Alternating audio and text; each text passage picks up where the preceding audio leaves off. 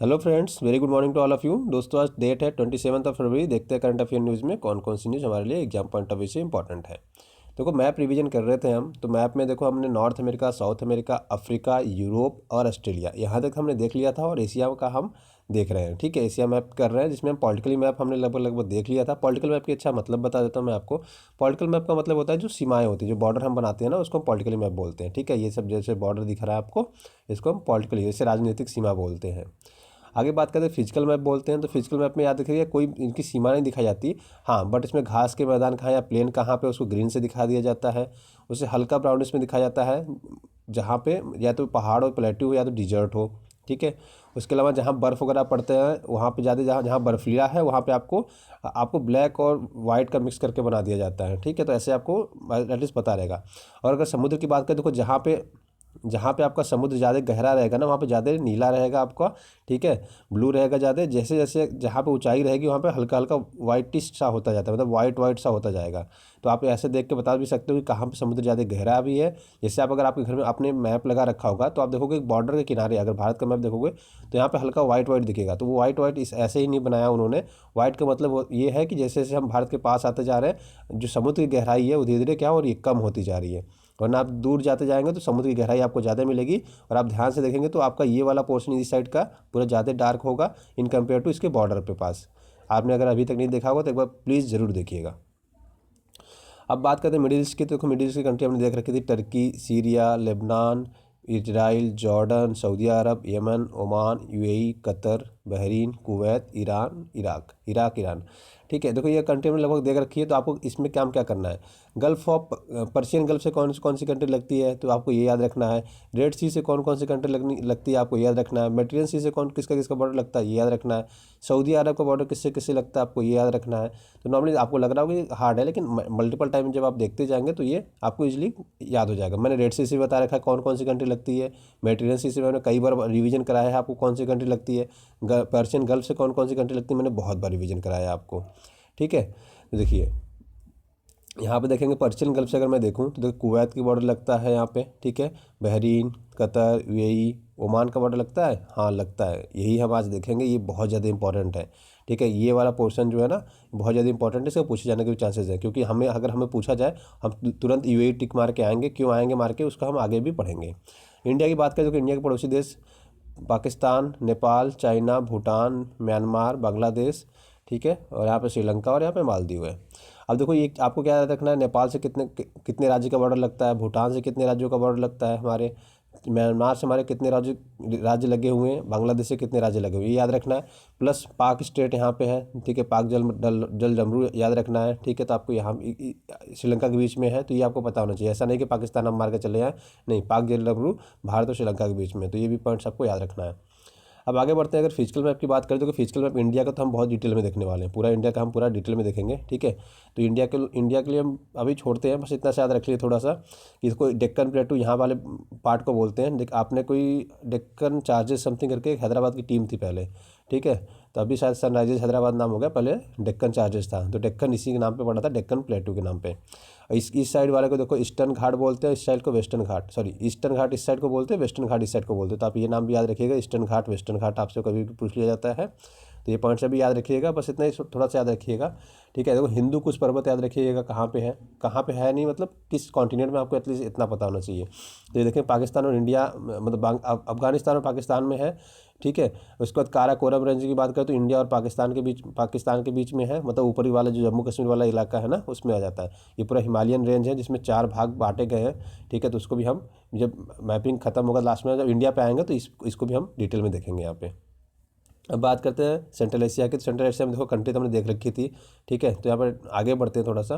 देखिए, अगर इसे फिजिकल मैप की बात करें तो देखो इसको बोलते हैं कजाक अपलोड, सॉरी अपलैंड बोलते हैं। ठीक है, तो ये याद रखिएगा। मतलब ऐसे देखो, तो ये सेंट्रल एशिया से क्वेश्चन तो बनने के चांसेस ऐसे नहीं है कि फिजिकल मैप से पूछ लिया जाएगा कि कहाँ पे है। ठीक है, तियान सा कहाँ पे है, ऐसे ऐसे क्वेश्चन बनने के चांसेस थोड़े से कम है। तो इस पर मैं आपको कहूँगा कि इसको फोकस ही ना करें, इतना इंपॉर्टेंट नहीं है ये। आपको फोकस क्या करना है, कैस्पियन सी से कौन कौन सी कंट्री लगती है, ठीक है, एजोब सी से कौन कौन सी कंट्री लगती है, अरल सी से कौन कौन सी कंट्री लगती है। अरल सी क्यों इंपॉर्टेंट है, क्योंकि अरल सी का पानी धीरे धीरे क्या हुआ, श्रिंक होकर कम हो रहा है, तो आपके लिए ये इंपॉर्टेंट है, ठीक है। आप फिजिकल मैप में ऐसे चीज़ें ना देखिए, क्योंकि देखो ये पूछे जाने के थोड़े से चांसेस कम है, तो इसलिए मैं आपको पहले ही बता रहा हूँ कि कैस्पियन डिप्रेशन कहाँ है, आप ये पूछ रहे हैं, टूरान कहाँ पे है ये पूछ रहे हैं, लोरन कहाँ पे है ये पूछ रहे हैं, तो ये थोड़ा सा exam point of list important है, तो मैं आपको अभी ये बता दे रहा हूँ, ठीक है। आगे बढ़ते हैं। तो अगर बात करें देखो फिजिकल मैप में चाइना मंगोलिया इन साइड की, तो देखो आपको याद रखना है गोबी डिजर्ट, मैंने आपको बहुत बार बताया भी है, तो देखो इससे पहले हमने लगभग बता रखा है, ये हिमालयन रेंज है अपना, तो हम इसको आगे चल के देखेंगे इसको पूरा इतना, ठीक है। इसको तिब्बत प्लेट्यू या तिब्बत का पठार आपने नाम सुना होगा, अल्तुन शाह सुना होगा आपने, ठीक है। तो अल्तुन शाह, कुल्लुन शाह, ये कहाँ पे है, चाइना में है, ठीक है। गोबी डिजर्ट आपको बस याद रखना है, गोबी डिजर्ट को वैसे तो चाइना और मंगोलिया में, मेजरली आपका मंगोलिया में है, ठीक है। अल्टाई माउंटेन कहाँ पे, मंगोलिया में है, ज़्यादातर पार्ट पोर्शन उसका मंगोलिया में है, लेकिन कुछ कुछ पोर्शन इसका आपका रसिया से भी लगता है, और आपका चाइना से भी लगता है, और कजाकिस्तान से भी लगता है। बट ठीक है, आपको बस इतना याद रखना है कि गोबी डिजर्ट कहाँ पे है, राइट। और उसके बाद आपको याद रखना है अल्टून शाह और तिब्बत प्लेटू, तो आपको पता है तिब्बत नाम में ही है, तो उसको आपको याद रखने की जरूरत नहीं है। अब बात करते हैं साउथ ईस्ट की। अब देखो साउथ ईस्ट में आपको मेजरली इसमें देखो कुछ पर्वत वर्वत कुछ याद रखने नहीं है, ठीक है। आपको स्टेट ऑफ मलक्का कहाँ पे है, सुंड्रा स्टेट याद रखना है, प्लस सी याद रखना है, अंडमान सी कहाँ पे है, साउथ चाइना सी कहाँ पे है, फिलीपीन सी कहाँ पे है, ठीक है। उसको सेलेबस सी कहाँ पे है, सुलू सी कहाँ पे है, ये सारी चीज़ें देखो मैंने आपको बता रखी है, तो इसमें आपको बहुत काम नहीं बचता है कि फिजिकल मैप में आपको कुछ देखना है, ठीक है। जब हम मैपिंग रिवीजन चालू करेंगे तो ये सारी पोर्शन में आपको वहाँ भी एक बार कवर कराऊंगा। तो बस इतना याद रखिए, 9 डैश लाइन साउथ चाइना सी, जिसको 9 डैश लाइन के नाम से भी जानते हैं, मोतियों की माला के नाम से जानते हैं, तो ये चीज़ आपको याद रखना है। प्लस इसमें आपको एक चीज़ और याद रखना है कि इसके साथ बॉर्डर कौन कौन शेयर करता है। जैसे ब्रुनई हो गया आपका, यहाँ से मलेशिया शेयर करता है, यहाँ पे फिलीपींस शेयर करता है, क्योंकि फिलीपींस ने ही सबसे ज़्यादा क्लेम किया है कि चाइना क्या करे, यहाँ पे चाइना छोटे छोटे कृत्रिम आइलैंड बना रहा है, तो इस पर क्या है, फिलीपींस बार बार कहता है कि नहीं ये गलत है बनाना, ठीक है। इधर वियतनाम का बॉर्डर लगता है, तो आपको ये पता होना चाहिए कि कौन कौन सी कंट्री है आपका साउथ चाइना सी से लगती है। सेल्बस सी किसके किसके बीच में है, आपको ये पता होना है। सुलू सी किसके किसके बीच में है, तो ये मैंने बहुत बार रिवीजन कराया है आपको। सुंडा स्टेट यहाँ पे रिवीजन कराया, करंट में न्यूज़ में था। स्टेट ऑफ मलक्का रिवीजन कराया था। देखो अब अगर आप 2017 का यूपीएससी का प्रीलिम्स देखोगे तो एक क्वेश्चन ऐसा पूछ रखा था कि अंडमान निकोबार के सबसे नज़दीक में कौन सा है। अब देखो श्रीलंका यहाँ पे है, सुमात्रा द्वीप यहाँ पे है, ठीक है, और एक प्लेस और इधर का कोई देख रखा था, तो आप अगर देखोगे तो सुमात्रा द्वीप भारत का सबसे नज़दीक है। तो देखो ये आपको ऐसे नहीं दिखेगा, अगर आप गूगल मैप में देखोगे तब भी आप उतना ध्यान नहीं दोगे। इसीलिए मैं कहता हूँ ऑक्सफोर्ड का स्कूल एटलस आता है, प्लीज़ आप उसको लेके रखिए अपने पास। जितना मैपिंग वाला मैं कराता हूँ ना, आप उसमें टिक मारा करिए, वहाँ पर देखा करिए, वहाँ पर खोजा करिए, तो आपके क्वेश्चन गलत होने के चांसेस ना बहुत कम हो जाएंगे। समझ रहे हैं आप, बहुत ज़्यादा कम हो जाएंगे इन कंपेयर टू अगर आप बस मैप से गूगल से देख रहे हैं। तो गूगल में हम सारी चीज़ें नहीं देखते। अब देखो ये वाला जो मैप दिखा रहा हूँ यहाँ पे, अंडमान निकोबार से आपका सुमात्रा द्वीप बहुत ही सबसे पास है। अब ये क्वेश्चन 2017 में पूछा गया, ठीक है। जिन्होंने थोड़ा सा भी पढ़ाई की होती है वो क्या करता, आराम से एकदम बिल्कुल सही कर लेता, आराम से बिल्कुल क्वेश्चन सही हो जाता। चलिए आगे बढ़ते हैं। तो संविधान संशोधन आज ये हम सेकंड टाइम रिवीजन कर रहे हैं, उसके बाद हम इससे आगे बढ़ेंगे। पहला संविधान संशोधन किससे रिलेटेड था, तो देखो भूमि सुधार से रिलेटेड था। ऐसे नॉर्मली आपसे पूछ लिया था किससे रिलेटेड था, तो भूमि सुधार से।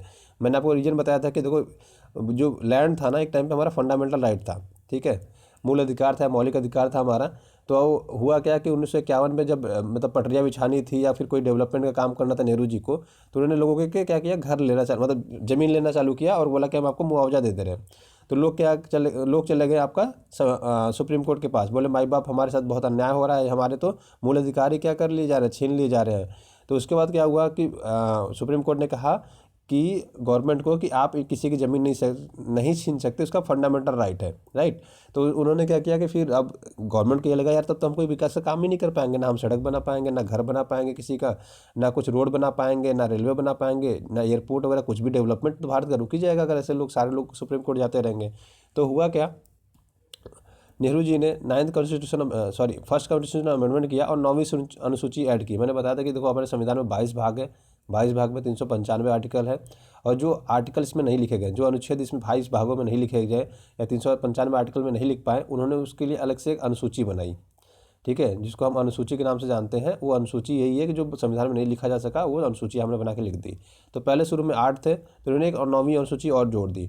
अब अनुसूचियों का क्या है कि अनुसूची में उस टाइम पे सुप्रीम कोर्ट के लिए कहा गया कि सुप्रीम कोर्ट अनुसूचियों का क्या कर सकता है, रिव्यू नहीं कर सकता, मतलब उसकी समीक्षा नहीं कर सकता। तो उन्होंने क्या किया, 9वीं अनुसूची बना के उसमें डाल दिया था।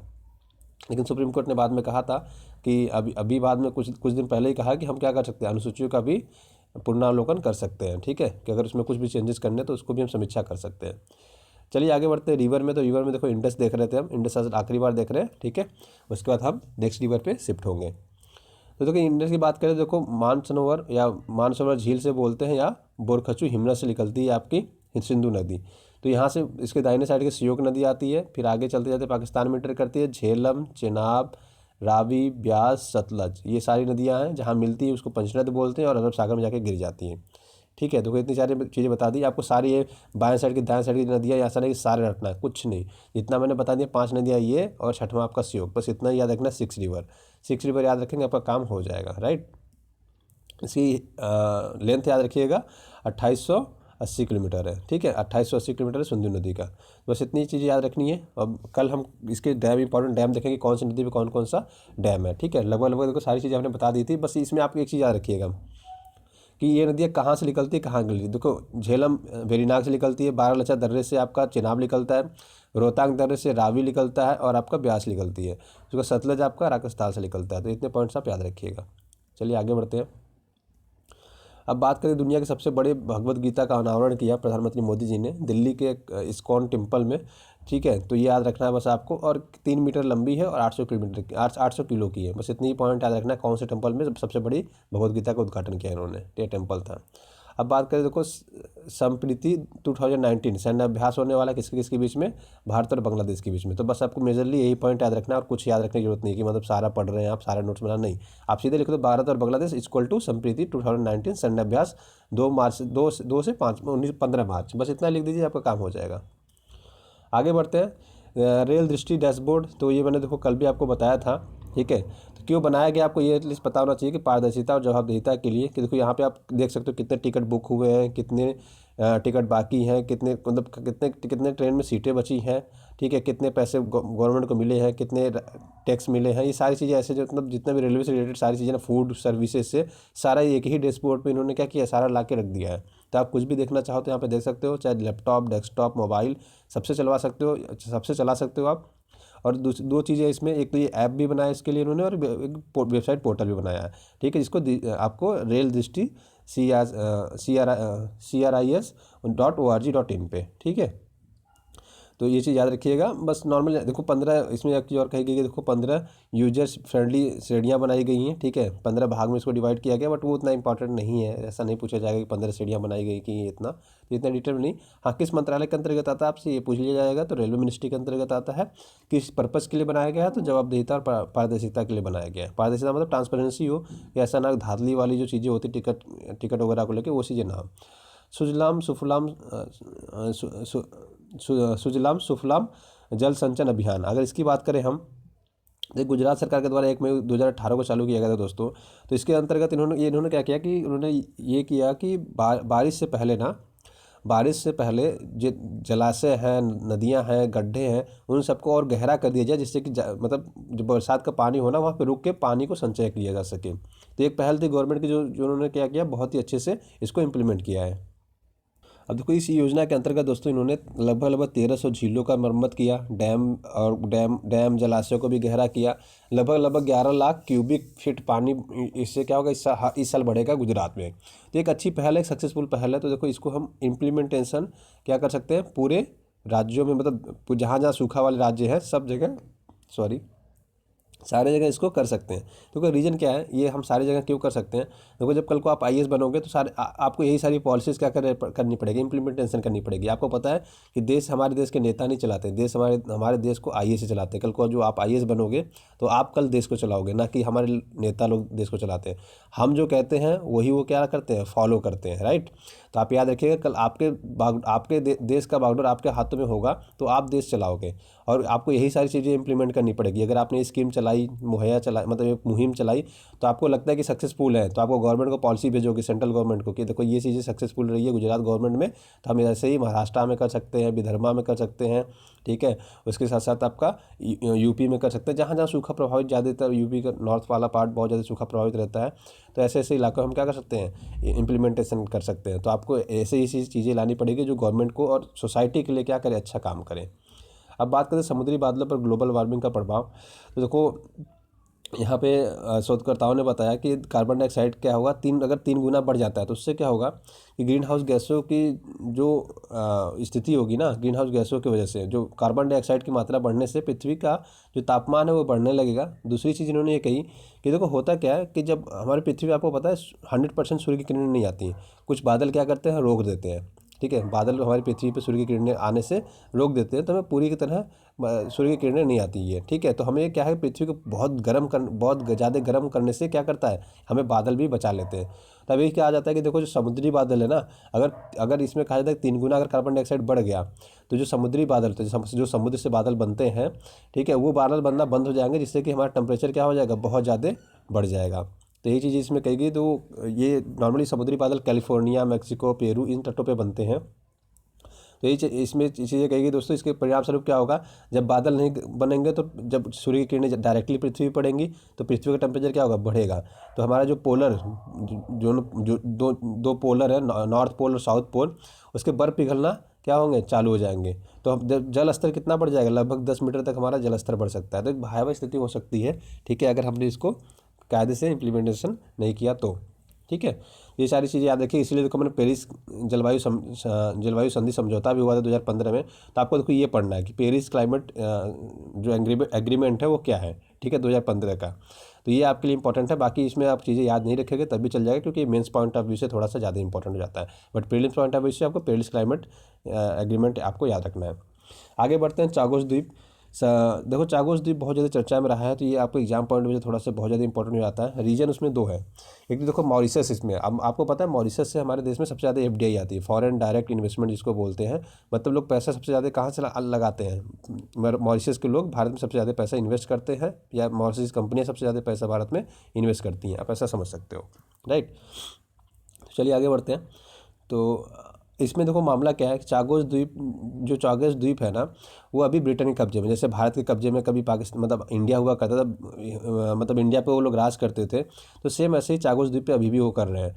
मतलब चागोस मॉरिशस का पार्ट था एक टाइम पे, तो क्या हुआ, उन्होंने मॉरिशस को तो आज़ाद कर दिया, लेकिन चागोस द्वीप को अपने पास ही बनाए रखा। अब स्ट्रेटेजिकल रूप से कह सकते हो, या फिर अपने मतलब इंडिया में अपना पैड बनाए रखने के लिए इन्होंने क्या किया, इसको रख दिया, पूरा मॉरिशस उनको दे दिया। मॉरिशस वालों को कहा कि आप पूरा हम आज़ाद कर रहे हैं, लेकिन ये वाला चागोस जो द्वीप है हमारा है, हमारे पास रहेगा। ऐसे करके इनके साथ लड़ाइयाँ होती रही, ठीक है। 1968 से मॉरिशस इनसे लड़ रहा है कि भैया ये आप जो आपने कब्जा कर रखा है वो क्या है, अवैधानिक है, आप इसको प्लीज़ खाली करिए, ये हमारी टेरिटरी है और हमारा साम्राज्य इस पर होना चाहिए, हमारा नियंत्रण होना चाहिए। लेकिन क्या हुआ, ब्रिटेन ने इसको छोड़ा नहीं। तो अभी 2017 में क्या हुआ कि अंतर्राष्ट्रीय न्यायालय इसको भेजा गया संयुक्त राष्ट्र महासभा में वोटिंग के बाद। तो संयुक्त राष्ट्र अंतर्राष्ट्रीय न्यायालय में जब गया, तो अंतर्राष्ट्रीय न्यायालय ने क्या किया, अंतर्राष्ट्रीय न्यायालय ने कहा कि आप प्लीज़ अब ये गलत कर रहे हो, ठीक है।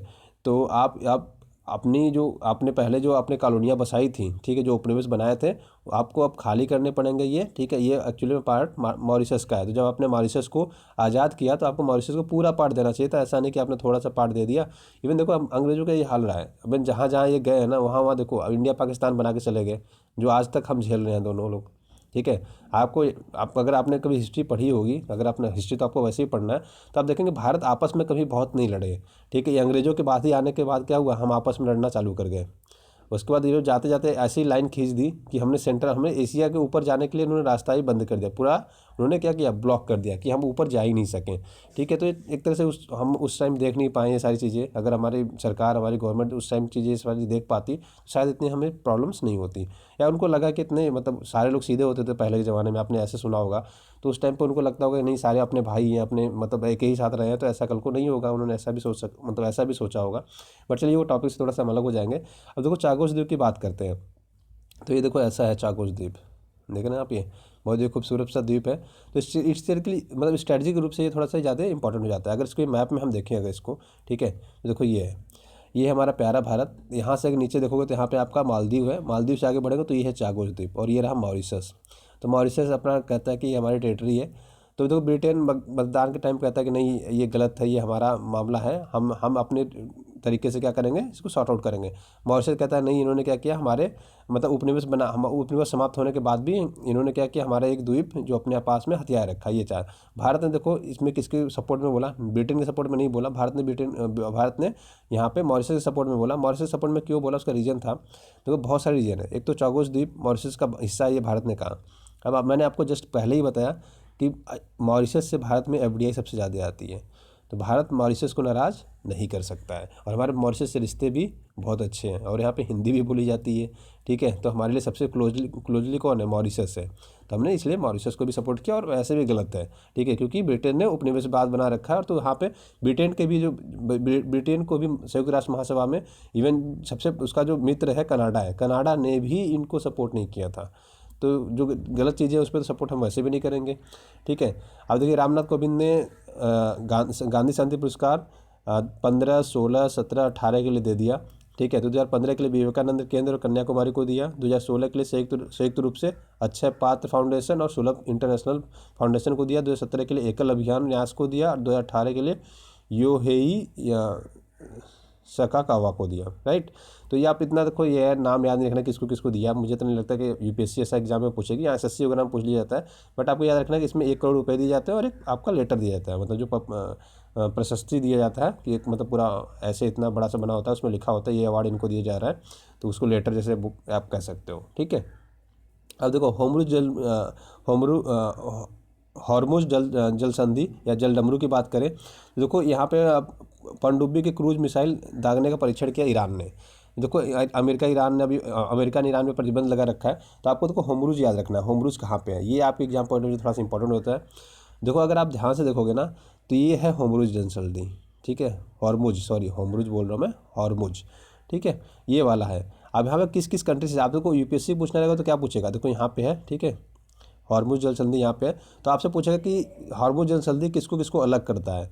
अगर आपसे ऐसे पूछ लिया जाए तो आप क्या उत्तर दोगे, आप डायरेक्ट मार के क्या होगे, यूएई और ईरान, यही मार के आओगे, ठीक है, और गलत हो जाएगा। क्यों, ये जो छोटा सा पार्ट है ना यहाँ पे पार्ट, ये छोटा सा पार्ट, ये ओमान का पार्ट है, ठीक है। तो ये याद रखिएगा, ये पार्ट वाला, ये छोटा सा पार्ट ओमान का पार्ट है, न कि ये यूएई का पार्ट है, इसकी टेरिटरी है यहाँ पे। तो ये आपके एग्जाम पॉइंट से इंपॉर्टेंट, बहुत ज़्यादा इंपॉर्टेंट हो जाता है, क्योंकि छोटी छोटी है। देखो ये अगर जूम करोगे तो आपको दिखेगा, जैसे यहाँ पे गल्फ ऑफ अकाबा है, तो अकाबा का बॉर्डर जॉर्डन से लगता है कि नहीं लगता है, तो 90% लोग क्या मार के आएंगे, नहीं लगता है। लेकिन अकाबा से गल्फ ऑफ अकाबा से बॉर्डर जॉर्डन का 12 किलोमीटर का लगता है। अब 12 किलोमीटर आपको मैप में कैसे दिखाएंगे, ठीक है, 12 किलोमीटर बस लगता है, तो वो आप जूम करोगे तभी दिखेगा आपको। यहाँ पे मैप में, गूगल मैप में जाइए, आप टाइप करिए, ठीक है, आपको दिख जाएगा यहाँ पे, ठीक है। तो ओमान से बॉर्डर लगता है और आपका ईरान से बॉर्डर लगता है, तो ये याद रखिएगा। हॉर्मुज जल संधि किसके किसके बीच है, तो आप यहाँ ओमान और आपका इराक के बीच में, ये मोस्ट इंपॉर्टेंट, इसको मार्क करके रखिएगा दोस्तों, ठीक है।